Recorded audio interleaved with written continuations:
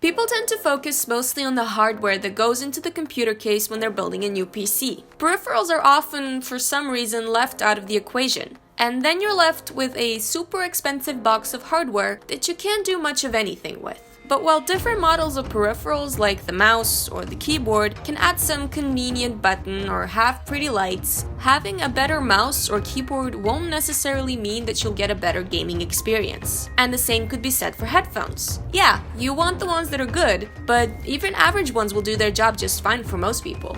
But if you want to get the most out of your expensive box of hardware, then you will simply need a monitor with specs to match it. So that's what we'll be talking about today on Gaming Scan. What all the separate aspects of the monitor mean, and which ones are the best for gaming, so that you'll know what to look out for when you're shopping for one. So without any further ado, let's get into it.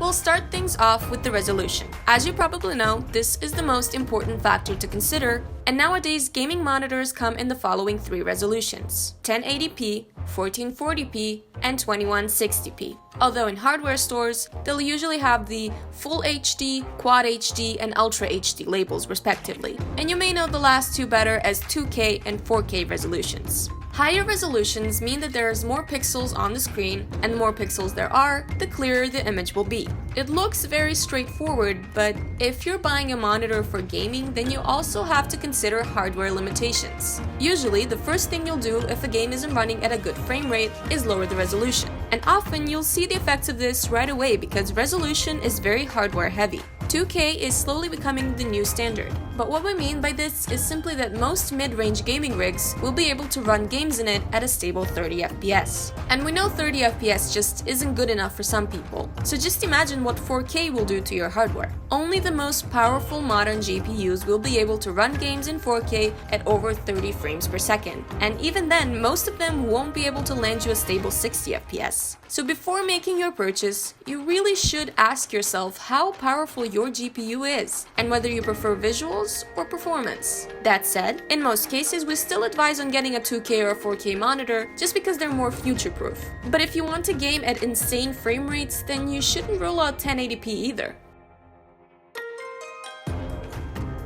And we can't really talk about frame rates without discussing the refresh rates. They can sound very similar and be confusing together at first, so we'll try and put it as simply as we can. The FPS is only related to your GPU and how many images it can render in a second. So far, so good. But it's the monitor's refresh rate that dictates how many times the image will be able to refresh in a second, or, if you will, how many frames your monitor will be able to display every second. So, even though your GPU might be able to support well over 100 frames per second, if your monitor has a refresh rate of only 60 Hz, then you'll only be able to game at 60 FPS. And you better make sure to lock the frame rate at 60, because when the GPU is trying to show off and your monitor can't keep up, you'll get screen tearing, and you don't want this. Okay, so we may have gone a bit off script with the explanation, but it's better to put the information out there. Although we do have separate videos on all of these entries, so do check them out if you want to hear about these things in more detail. Now, most modern monitors will have refresh rates of 60 Hz, 144 Hz, or 240 Hz. And if you're eyeing a monitor with one of the higher two refresh rates, just make sure that your GPU will be able to get the most out of them. Because if you get a 240 Hz monitor and your game can barely achieve 100 frames per second, then you may as well have thrown that money down the toilet.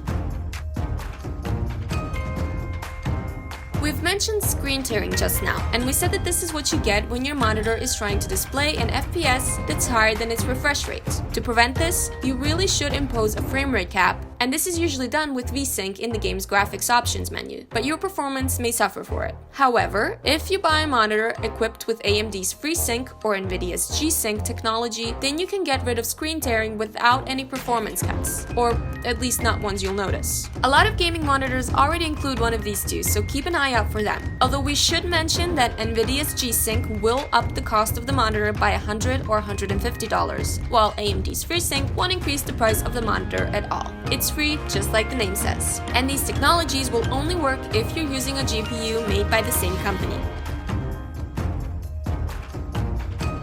We don't really have a clever way to segue between adaptive SiC and panel technologies, so yeah. Monitors today use one of these two types of panels, twisted pneumatic or end-plane switching. We could talk a lot about these two, but the key differences are these. IPS panels offer better visuals, better viewing angles, and all around a more vibrant and accurate color reproduction. On the other hand, the thing that's keeping TN panels still very much relevant, despite this, is the fact that they support faster response times. Speaking of which, Pixel's response time is what determines how long it will take for a single pixel to switch from white to black, or in some cases from one shade of gray to another, and this is measured in milliseconds. This is important for gaming because lower response times means that you'll be treated to much smoother camera movements. And by contrast, if your monitor has a high response time, then this can lead to motion blur during quick camera movements because the pixels won't have enough time to change colors properly. Aside from motion blur, high response times can also lead to ghosting, but this is only really still a problem with TVs. TN panels support 1 millisecond response times, while IPS panels can only go as low as 4 milliseconds. This isn't a large difference, but we still had to point it out. In the end, which panel you look for in a monitor will come down to whether you prefer responsiveness or visual quality. Although, if you aren't already used to gaming on a 1 millisecond response time, then chances are you might not even notice the difference if you compare them side by side. Next, we should talk about screen size. This one usually goes in tandem with resolution, but we separated them because screen size really should be as big a deal as resolution when deciding on your ideal monitor. Besides, you aren't really given that much of a choice here because most monitors are between 21 inches and 27 inches. Anything larger just wouldn't be fit for viewing up close as you do with the monitor, and anything lower would make the higher resolutions redundant. Which size you choose is completely up to you, although keep in mind that the sweet spot for full HD monitors is 24 inches. Anything higher than that and you're bound to start seeing some nasty aliasing.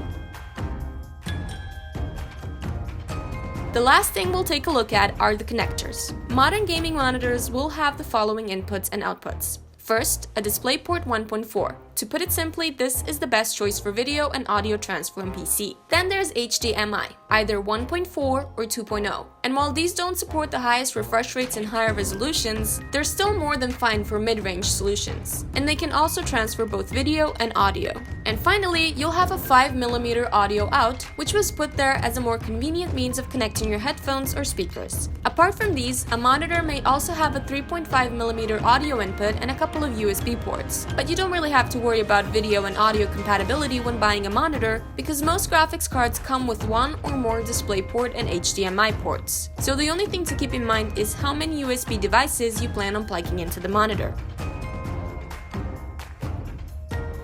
And there you have it, a list of all the things that you should keep an eye out for when buying a gaming monitor. Just remember these guidelines and we know that you'll end up making a smart purchase. Oh, and if you're in the market for a new gaming monitor, then make sure to check out our buying guide for gaming monitors, where we've listed and described a comprehensive list of the best gaming monitors with all their pros and cons. We'll leave a link in the description. And as always, if you find this video helpful, then don't forget to like and subscribe, and we'll see you in the next video.